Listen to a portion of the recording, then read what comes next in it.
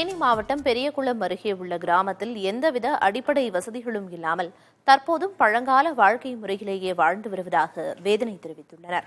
பெரியகுளம் கீழவடகரை ஊராட்சிக்கு உட்பட்ட செல்லங்காலனி பகுதியில் ஆதிவாசி பழங்குடி இனத்தைச் சேர்ந்த 35 குடும்பத்தினர் வசித்து வருகின்றனர்.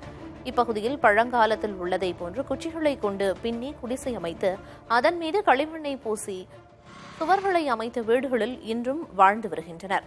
எரிவாயு அடுப்பை பார்த்திடாத இப்பகுதி மக்கள் குடிநீர், மின்சாரம் உள்ளிட்ட எந்தவித அடிப்படை வசதியும் இல்லாமல் தவித்து வருவதாக கூறுகின்றனர். மின்சாரம் இல்லாததால் அரசு கொடுத்த தொலைக்காட்சி, கிரைண்டர் உள்ளிட்ட பொருட்களை பயன்படுத்த முடியாமல் வைத்துள்ளனர். மற்ற மக்களைப் போன்று தாங்களும் நாகரீக வாழ்க்கையை வாழ விரும்புவதாக இப்பகுதி மக்கள் வேதனையுடன் தெரிவிக்கின்றனர்.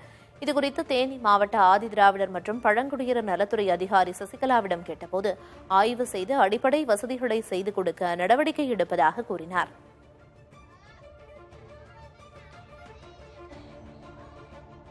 நாங்க இந்த விறகடுப்புல சமைச்சிட்டு இருக்கிறோம். பிள்ளைகள் பால் வைக்கிறதுல இருந்து ஸ்கூல் பிள்ளைகள் அனுப்புறது கூட ரொம்ப கஷ்டமா இருக்குது. நாங்க இந்த விறகடுப்புலயே சமைச்சுதான் பிள்ளைங்களை ஸ்கூலுக்கு அனுப்புறோம். இந்த கேஸ் அடுப்புன்னு சொல்றாங்க, அதை நாங்க பார்த்தது கூட இல்லை. எங்க ஆளுகளுக்கு யாருக்குமே அதை பத்தி தெரியாது.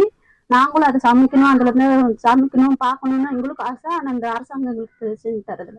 ஹோம் ஒர்க்கு 5 மணிக்கு மேல எழுதுனாதான் 6 மணிக்குள்ள எழுத முடியும். காலையில எந்திரிச்சு எழுதுனா கூட கரண்ட் இருக்காது. பரிட்சை டயத்துல மெழுகுவர்த்தி சீமை தண்ணி நடக்குதா வச்சு நாங்க படிச்சுக்கிட்டு இருக்கிறோம்.